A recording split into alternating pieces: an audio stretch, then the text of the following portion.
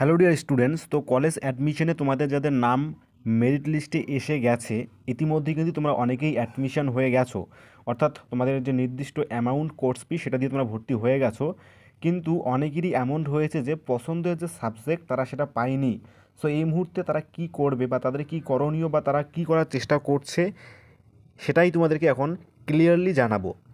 তো দেখো, যাদের মেরিট লিস্টে নাম এসেছে কিন্তু পছন্দের কলেজ কিংবা পছন্দের সাবজেক্ট সে পায়নি, তাহলে সে এখন কি করবে? সে কি স্থগিত থাকবে আপাতত, নাকি সেকেন্ড মেরিট লিস্টের জন্য অপেক্ষা করবে? তো যারা এই কাজটি করবে তার সেকেন্ড মেরিট লিস্টের জন্য তোমরা অপেক্ষা করবে, এবং ফার্স্ট মেরিট লিস্টের নাম আসা সত্ত্বেও তুমি যদি অ্যাডমিশন না হয়ে সেকেন্ড মেরিট লিস্টের জন্য অপেক্ষা করে থাকো, তাহলে কিন্তু তুমি সবথেকে বড় ভুল করবে। তাই তোমার কি উচিত, যে সাবজেক্টে যে কলেজ থেকেই নাম আসুক না কেন সেই সাবজেক্টে তোমাকে কিন্তু অ্যাডমিশন হয়ে যেতে হবে। অর্থাৎ আপাতত এই ফার্স্ট মেরিট লিস্টে তোমাদের যে সাবজেক্টটির নাম আসুক সেটা তোমাদেরকে কিন্তু 100% শিওর যে তোমাদেরকে এখানে ভর্তি হতেই হবে। তাহলে প্রশ্ন হচ্ছে, তোমরা কি সাবজেক্টটাকে চেঞ্জ করতে পারবে? তো দেখো, অবশ্যই তোমরা তোমাদের সাবজেক্টটাকে চেঞ্জ করতে পারবে। তোমাদেরকে আবেদন করতে হবে এবং সেকেন্ড মেরিট লিস্ট পর্যন্ত তোমাদেরকে ওয়েট করতে হবে।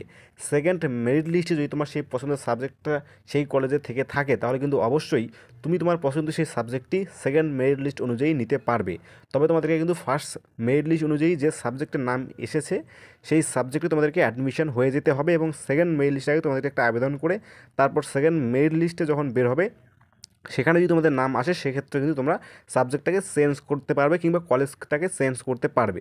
সুতরাং তোমাদের আপাতত যে সাবজেক্টটাতে নাম এসেছে সেই সাবজেক্টটাতে অ্যাডমিশন হয়ে যেতে হবে। তো আশা করি তোমাদেরকে বোঝাতে পারলাম। তো তোমাদের যাদের নাম এসে গেছে তোমরা তাড়াতাড়ি 18 তারিখ লাস্ট ডেট রয়েছে, তার আগেই অ্যাডমিশন হয়ে নাও। এবং সেকেন্ড এর পরবর্তী বিষয় কী রয়েছে সেটা কিন্তু খুব শীঘ্রই ভিডিও আকারে সম্পূর্ণ বিষয়টি বিস্তারিত আবার তোমাদের জন্য আমি নিয়ে আসবো।